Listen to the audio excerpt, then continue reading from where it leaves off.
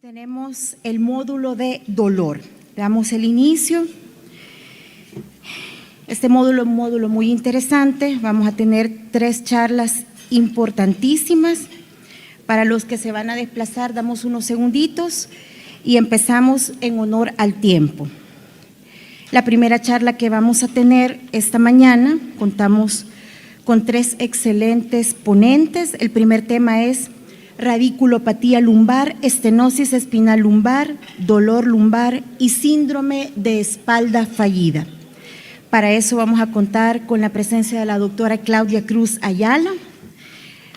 La doctora tiene una especialidad, es cirujana, anestesióloga y algóloga, con estudios en la Universidad de Dr. José Matías Delgado, la residencia en cirugía general del Hospital Militar Central, residencia en anestesiología del Hospital Nacional Rosales, residencia de manejo intervencional del dolor e investigación en recinto de ciencias médicas de la Universidad de Puerto Rico, máster en cuidados paliativos de Universidad La Rioja, máster en manejo intervencional avanzado del dolor Budapest, Hungría.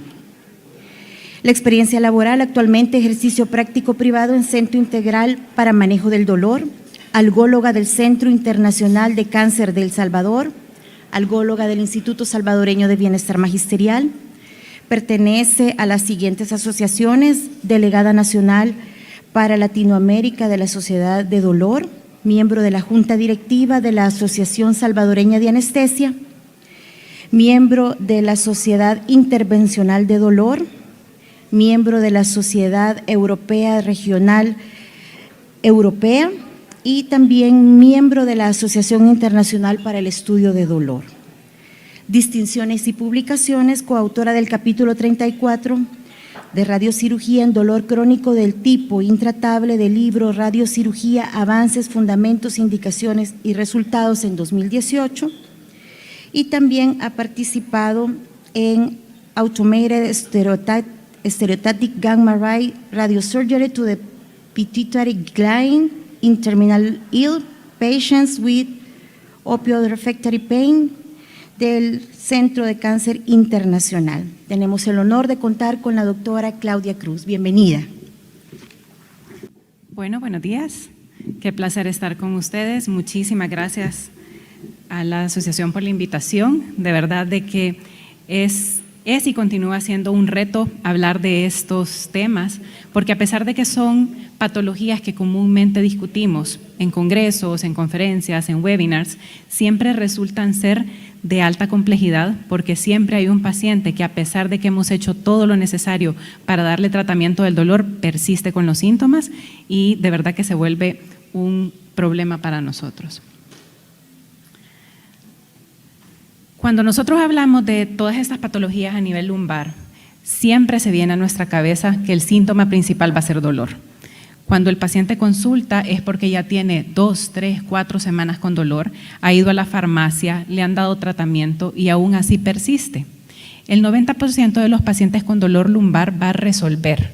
Resolvió con los medicamentos que le dieron en la farmacia, con el que le dio el vecino, y generalmente no pasan de ahí. Pero el 10% de estos pacientes van a continuar con dolor crónico y es ahí donde viene el reto para nosotros. Las causas del dolor lumbar pueden ser múltiples. Puede ser una, como por ejemplo un espasmo muscular que generalmente va a quitarse en un par de días, pero también hay ciertas estructuras que pueden provocar que mantengamos el dolor, como por ejemplo cuando hay una inflamación de los nervios a nivel de los forámenes, cuando hay una hernia extruida o cuando hay otras patologías que pueden presentar transformaciones de la anatomía de la región lumbar. Es aquí donde empezamos a hablar de, por ejemplo, la radiculopatía lumbar. Estos son aquellos pacientes que van a llegar a nuestras clínicas diciendo que han iniciado con dolor, que puede o no iniciar en espalda y recorrer una o las 2 piernas, producir parestesias, disestesias y pérdida de la fuerza, y generalmente se da por la pérdida o de la disminución de la función de un nervio, y esto puede afectar o no motora y sensitivamente al paciente. Estas radiculopatías pueden ser centrales, por ejemplo, por una hernia, por una estenosis del foramen, por alguna infección que ha cambiado la conformación del nervio, o pueden ser periféricas, como por ejemplo el diagnóstico del síndrome piriforme. Este es un diagnóstico que en muchas ocasiones se nos pasa y es una causa de pseudociática. El paciente va a presentar dolor que empieza en la región del glúteo, recorre la pierna y hay adormecimiento y parestesia del pie. El paciente siempre dice, es que mire, esto es una ciática, yo no me puedo mover. Ya me vieron, ya me tomaron una resonancia, incluso me operaron y mi dolor persiste. Es aquí donde nosotros siempre tenemos que tener en consideración de que las radiculopatías no siempre son centrales, sino que pueden tener otras causas. ¿Cuáles son estas otras causas? Las hernias de discos, los quistes que pueden disminuir el espacio o el diámetro de los forámenes y comprimir los nervios, tumores, infecciones que pueden provocar inflamación en esta zona y provocar microcambios en anatomía de la fibra nerviosa, y también las estenosis del canal espinal. Estas estenosis han sido grandemente estudiadas y es una de las principales causas de cirugías lumbares a nivel mundial.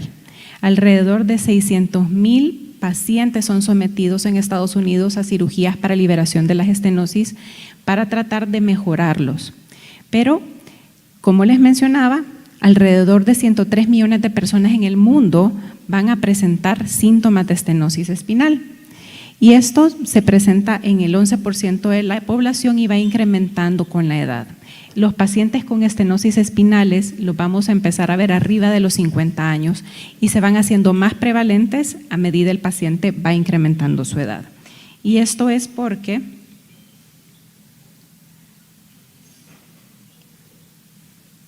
así es como se produce.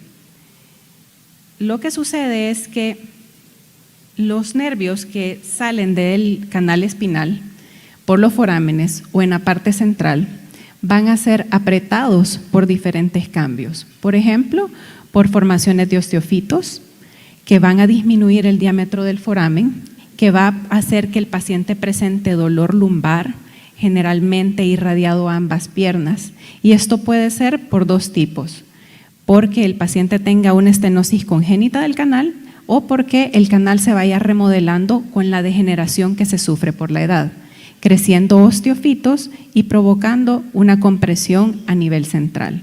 También se puede dar por hipertrofia de los ligamentos, que también disminuyen el diámetro del canal, o porque una hernia está comprimiendo la raíz. También se puede dar por tumores. Todas estas causas van a presentar que el paciente tenga signos y síntomas clínicos dependiendo del dermatomo o de la raíz que esté afectada. Ustedes ya saben muy bien que L1 cuál es la distribución, L5 cuál es la distribución, y esto nos va a dar una clave clásica para buscarle un tratamiento o un alivio del dolor al paciente. Estos pacientes característicamente van a ser estos que vamos a ver que van en sus andaderas hacia adelante, porque cuando se ponen erguidos los síntomas empeoran. Nosotros usualmente abordamos esto de muchas maneras, entre ellas farmacológicas o también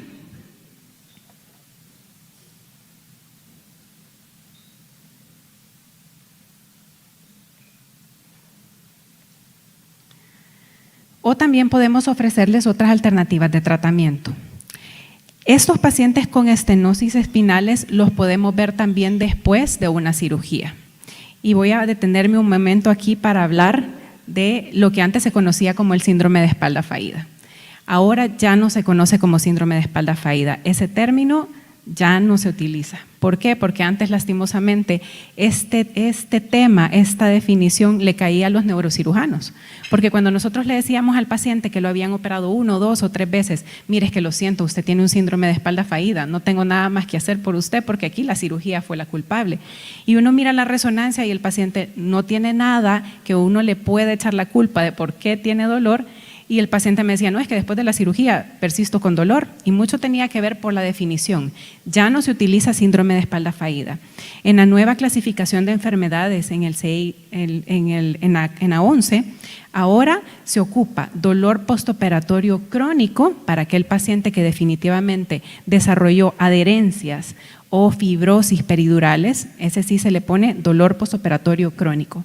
Pero aquellos pacientes en los cuales no es esa la causa, se le llama síndrome de dolor espinal persistente tipo 2.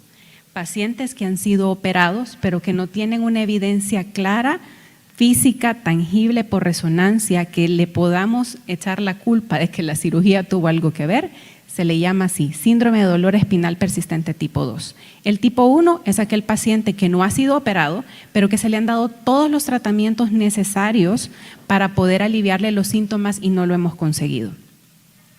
En cuanto al síndrome de dolor espinal persistente, se le debe de explicar al paciente que cuando se le va a realizar la primer cirugía por cualquier patología lumbar, se puede presentar entre un 20 a un 30% de los casos. Y esto va a incrementarse si el paciente necesita una reintervención. Incrementa un 15 a un 20% más con cada intervención subyacente. Usualmente presentan síntomas severos, parestesias, pérdida de la fuerza, dolores radiculares y usualmente han tenido múltiples tratamientos, cirugías o terapias. Y lo muy importante de esto es que 4 de cada 5 pacientes va a presentar una incapacidad para trabajar, lo cual los convierte en una carga para su familia y para el Estado. Por eso que a estos pacientes que pasan por tanto, no les podemos ofrecer un tratamiento único, sino que tenemos que darle lo que se conoce desde el 2006 como una analgesia multimodal. Ahora ya no podemos darles únicamente un antiinflamatorio, un relajante muscular, sino que tenemos que ofrecerle un abanico de terapéuticas para cortarle el dolor de raíz o tratar de disminuir los síntomas y evitar la sensibilización central. Porque estos pacientes a la larga, su problema orgánico no es tan importante. Es más importante la sensibilización central a la cual llega por no haber dado un tratamiento adecuado. La analgesia multimodal entonces consiste en una combinación de fármacos y estrategias que están encaminadas con diferentes mecanismos de acción a lograr una mayor eficacia con menores dosis de medicamentos para así evitar efectos secundarios.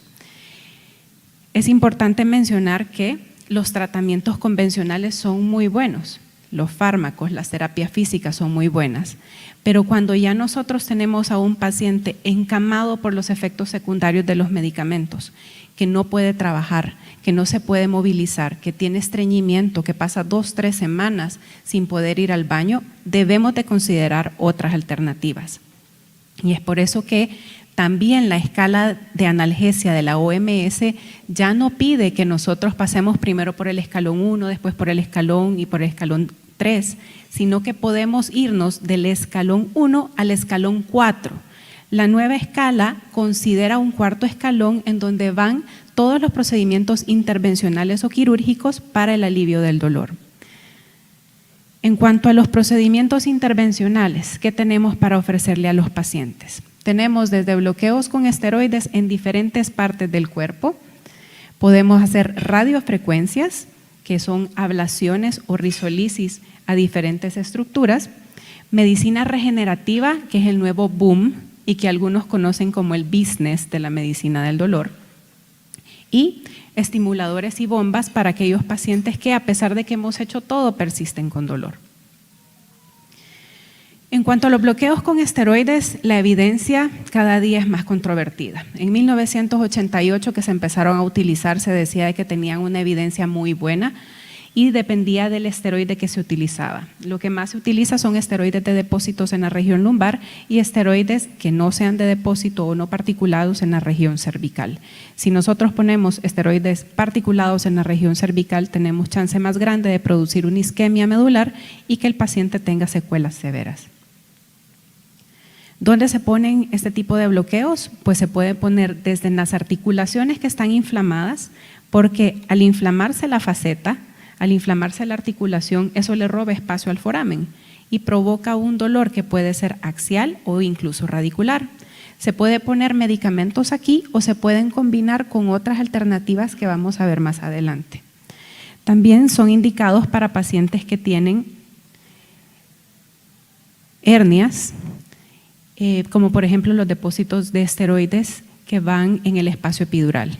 Estos tienen un efecto aproximado, su efecto máximo es en 5 días, pero su efecto aproximado de duración es de 2 meses. Por eso es que la evidencia dice que deberíamos de empezar a entrar en el desuso de este tipo de fármacos. Si ustedes me preguntan cómo nos va bien. La verdad es que el paciente mejora mucho, en especial los pacientes ancianos que tienen canales espinales, que tienen estenosis múltiples, les mejora mucho el dolor y los hace que se vuelvan mucho más activos, que puedan retomar sus actividades y que así fortalezcan su espalda y eviten el encamamiento. También se puede poner esteroides en el espacio foraminal, en el foramen, para bañar las raíces nerviosas. Por ejemplo, esto es un paciente joven de 28 años que, si se dan cuenta, tiene múltiples hernias que están entrando a los forámenes, pero lo que más le molestaba a él era una radiculopatía L4, L5 que lo hacía estar 2 semanas encamado, trabajar 1 semana y volver a estar 2 semanas encamado. Se le hizo un bloqueo foraminal y el paciente evolucionó satisfactoriamente. ¿Cuáles son los resultados según la literatura, lo que esperamos de los bloqueos epidurales? Pues los que funcionan mejor son los foraminales, porque vamos directo a la raíz que está enferma, que está inflamada. La literatura dice que entre un 70 a un 80% de mejoría, un aproximado de 2 semanas a 6 meses. Nosotros lo que hemos visto es aproximadamente un 85% de mejoría hasta 6 meses o 1 año. En cuanto a los epidurales, anda entre un 80 a un 70%, y las facetas, que es quizás lo que se hace más frecuentemente, son los que presentan una mejoría inmediata, retoman sus actividades, porque son los pacientes que presentan dolores lumbares como en barra irradiados a los muslos, que los impide levantarse y movilizarse adecuadamente. En cuanto a la radiofrecuencia, es una maravilla, es una técnica que nos encanta, porque lo que hace es que potencia el efecto del esteroide. ¿Por qué? Porque hay 2 tipos. Una en la cual, la convencional, se hace una lesión térmica a 80 grados centígrados para producir una necrosis de ciertos tejidos. En este caso, los ramos mediales, que son los encargados de llevar la sensación de dolor a la articulación facetaria, y así no quedarnos solo con el estimado de 2 meses y medio de alivio del dolor que pueda dar el esteroide, sino que llevar esto a probablemente 1 año o año y medio de mejoría. También existe la radiofrecuencia pulsada. La radiofrecuencia pulsada es la que se utiliza para no lesionar directamente de manera térmica los nervios, sino que nos permite producir una neuromodulación en el nervio al crear corrientes, después periodos de silencio y una temperatura a 42 grados, para así modular la señal eléctrica que está pasando por la raíz nerviosa y así evitar que el paciente esté presentando estas descargas y parestesias a los diferentes dermatomos afectados. Una de las técnicas que hoy en día se está utilizando con muchísima buena experiencia es la estimulación y la radiofrecuencia del ganglio de la raíz dorsal. El ganglio de la raíz dorsal es un relevo que es el encargado de llevar las señales dolorosas a los diferentes dermatomos que están afectados, ya sea por una compresión, por una estenosis, por un trauma. Y lo que se hace es colocar una aguja de radiofrecuencia dirigida al foramen. Si ustedes se dan cuenta aquí, no sirve el puntero, pero si se dan cuenta, ven la aguja y en la punta de la aguja se mira una bola negra. La bolita negra es el ganglio de la raíz dorsal que se ha dibujado con el material de contraste.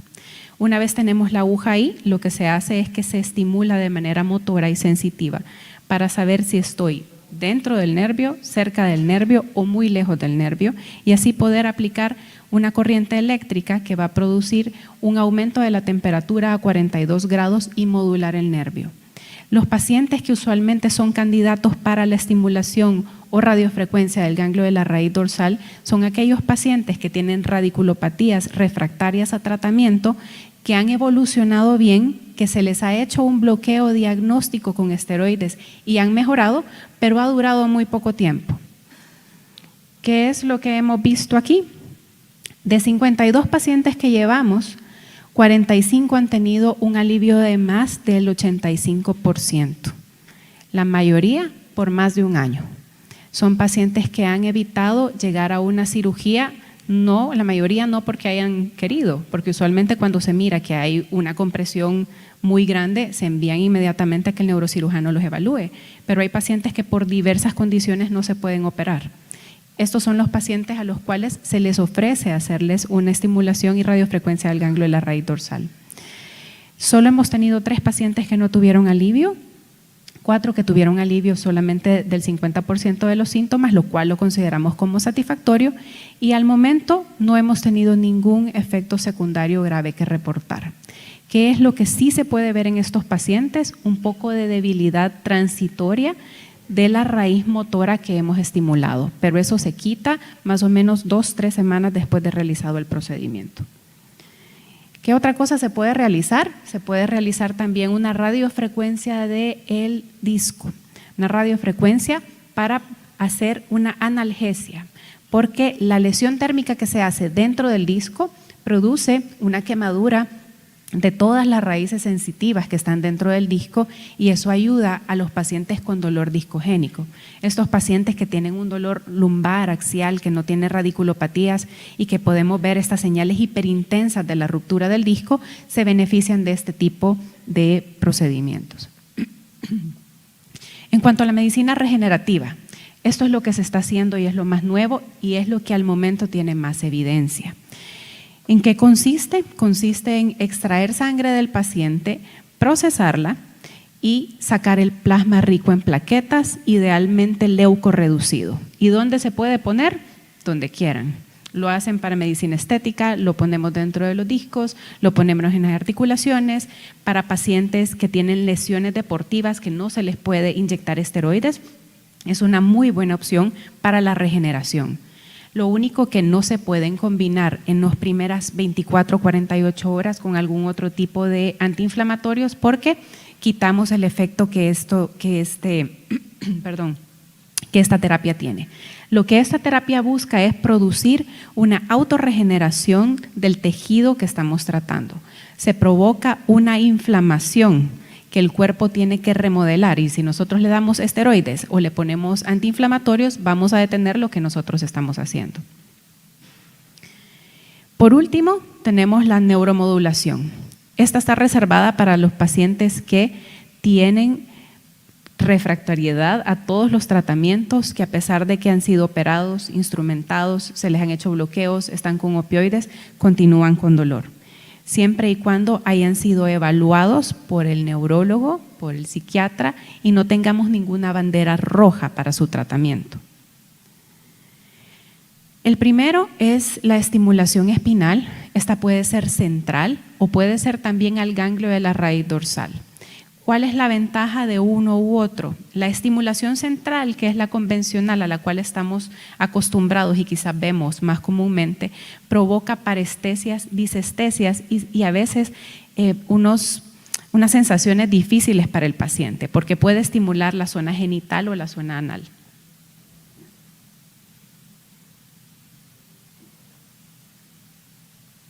Puede estimular la zona genital o la zona anal y eso puede ser bastante molesto para el paciente, especialmente cuando tienen dolor y tienen que subir la intensidad de la corriente, puede provocar que estas sensaciones sean demasiado molestas. Los estimuladores espinales fueron diseñados para tratar de inhibir el dolor a nivel central. ¿Cómo? Produciendo una corriente eléctrica central que llega antes que la señal dolorosa al cerebro y bloquear así la entrada de esta al sistema central. Este es el caso de un paciente que implantamos hace un par de años. Es un paciente que habían operado en 6 ocasiones, 3 aquí y 3 en Estados Unidos. Le habían cambiado los tornillos un montón de veces, le habían hecho recalibraciones del canal. Un paciente de 52 años que estaba encamado tomando 20 tabletas de morfina al día, completamente sedado, ya con enfermero en casa. Se hizo la prueba de estimulación espinal. Así quedó el implante. El paciente presentó una mejoría clínica bastante aceptable, arriba del 60% de sus síntomas se mejoraron, por lo cual se decidió implantarlo. Como ven ahí, en la anterior, estamos haciendo la prueba, solo se pone el cable de manera percutánea y por ese reservorio que está ahí se conecta a una batería. Esta batería, al igual que un marcapaso, tira los estímulos eléctricos y da una sensación de corriente en la médula espinal para bloquear el estímulo doloroso hacia las vías centrales. ¿Cómo mejoró? Se pasó a hacer el implante permanente. En el implante permanente sí se hace una pequeña incisión donde se colocan las anclas para poder sujetarlas en el tejido subcutáneo y después se pone una batería similar a la del marcapaso. El paciente, gracias a Dios, mejoró, logró disminuir la cantidad de opioides que estaba tomando, pero no logramos reinsertarlo a sus actividades cotidianas, a pesar de esta terapia. Hay otros pacientes que los que están en el Seguro Social no me van a dejar mentir, ahí se implantan estimuladores espinales también, muchos mejoran, pero tienen que ser pacientes bien seleccionados, si no, la terapia no es la adecuada para ellos. La otra alternativa de modulación central son las bombas intratecales de distribución de medicamentos, en especial las que distribuyen opioides o incluso baclofeno para pacientes con espasticidad que producen dolor. Estos son bombas que se colocan en el celular subcutáneo y se tuneliza un catéter que viene del espacio subdural hacia la parte anterior del abdomen. Estos reservorios